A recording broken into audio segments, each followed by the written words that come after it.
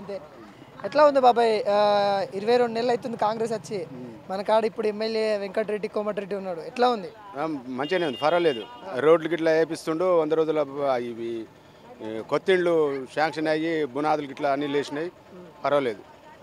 అంటే సంక్షేమ కార్యక్రమాలు ఏమేమి అందుతున్నాయి? ఇందిరమ్మ ఇండ్లు కావచ్చు, ఇందిరమ్మ ఇళ్ళు, రేషన్ కార్డులు, పింఛన్లు కూడా కరెక్టే ఇస్తుండ్రు.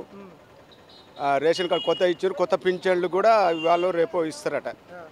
ఎట్లా కోమటిరెడ్డి వెంకటరెడ్డి మీకు అందుబాటులో ఉంటారా? చూస్తున్నా మంచి ఏదైనా అవసరం ఉందంటే పనులు చేస్తూనే ఉండు, వస్తూనే ఉండు. చిన్న పనులకు కూడా వస్తూనే ఉండు. ఎవరన్నా చనిపోయినా చేసినా, ఎవరికైనా ఆపద ఉన్నా, హాస్పిటల్ పంపించాలన్నా ఏదున్నా వస్తుంది. ఎట్లా ఫ్రీ బస్ ఎట్లుందంటే పెద్ద వాళ్ళు పోతురు? ఫ్రీ బస్సు వాళ్ళు పల్లెటూరు వాళ్ళకు పెద్దగా అందుతలేదు. బస్సులు పల్లెటూరుకి రావట్లేవు. సిటీగా ఇట్లా వచ్చి ఇక యాదగిరిగుట్ట అంటే ఇటు మిరాడ అటు ఇటు పోవాలంటే మెయిన్ రోడ్డు మీదకి వచ్చి ఎక్కిపోతుండ్రు. ఇట్లా పింఛన్లు వస్తున్నాయి.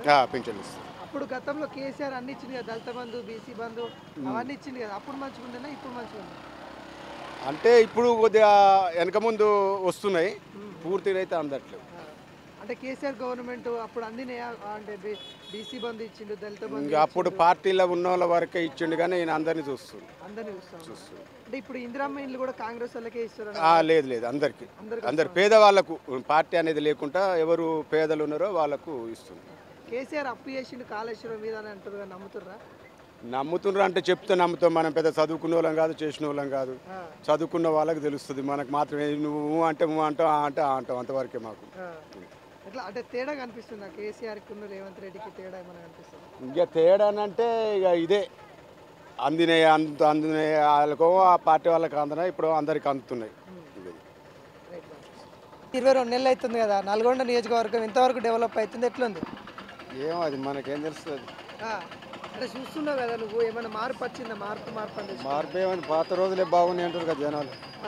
పాత రోజులే బాగున్నాయి అంటారు టీఆర్ఎస్ ఉన్నప్పుడు. మీ ఎమ్మెల్యే ఇప్పుడు మినిస్టర్ అయ్యాడు కదా కోమటిరెడ్డి, ఎట్లా పనులు ఏం చేయట్లేదా? ఏం పని లేదు, ఆడనే ఉన్నాయి. రోడ్డు రాజపేట నుంచి రోడ్డు వేస్తామన్నారు, గంగనపాలెం ఇంతవరకు అది అతి లేదు, గతి లేదు. ముసినపల్లి తిప్పర్తి రోడ్డు వేస్తామన్నారు, అది ఏది లేదు ఇప్పటిదాకా. మంచి చెడ్డు చూడడానికి వస్తాడా మీ ఎమ్మెల్యే? లేదు, మా ఊరికి ఎప్పుడు రాలేదు. గెలిచి ఎప్పుడు వచ్చి ఇప్పటిదాకా రాలేదు. ఎట్లా అటు కేసీఆర్ మంచిగా ఉందంట, రేవంత్ రెడ్డి మంచిగా ఉంది, ఏమనుకుంటున్నారు? ఇప్పుడు అప్పుడు కేసీఆర్దే బాగుండే పాలన అంటారు.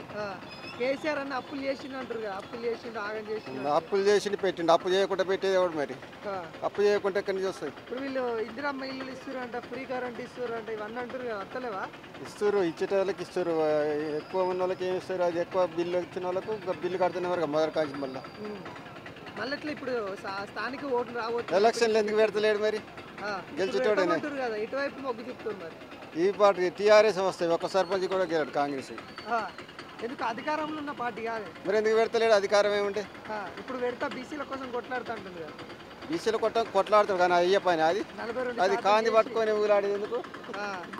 అది అయ్యేది కాదు, అయ్యేది కాదు. అది రుణమాఫీకి ఇట్లా వస్తున్నారు. రుణమాఫీ 2 లక్షల చిల్లర ఉన్న అప్పుడైనా ఇంకెక్కడి మళ్ళీ ఒకసారి రైతు బంధు ఎగ్గొట్టి రైతుల పరిస్థితి ఎట్లా ఉంది? ఇక పొలాలన్నీ మునిగినాయి. ఇప్పుడు మొత్తం అడ్డం పోయినాయి, ఎర్రగైన పొలాలు మొత్తం పోయినాయి. మొత్తం అడ్డాలు పడ్డాయి. వాటికి నష్టపరిహారం కట్టిస్తాడు ఆయన. చూస్తున్నారు ఇక్కడ రాజకీయ నాయకులు వస్తున్నారు? లేదు, ఎవరు లేరు ఇప్పటిదానికి, ఎవరు లేరు. నష్టపరిహారంగా మా వాళ్ళు కుంట కూడా దిగి పొలం అంతా పోయింది. కుమ్మరి కుంట అని గంగనపాలన్న ఎవరు రాలేదా? ఎవరు లేదు.